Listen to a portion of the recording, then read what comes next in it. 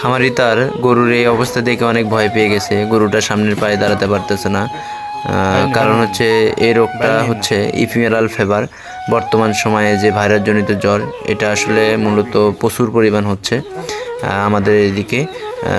তবে সারা বাংলাদেশই বর্তমান দেখা যাচ্ছে। তো যাই হোক, এই রোগে আক্রান্ত হলে গরুকে পর্যাপ্ত পরিমাণ পানি দিয়ে গোসল করাতে হবে এবং মাথায় পর্যাপ্ত পরিমাণ পানি দিতে হবে।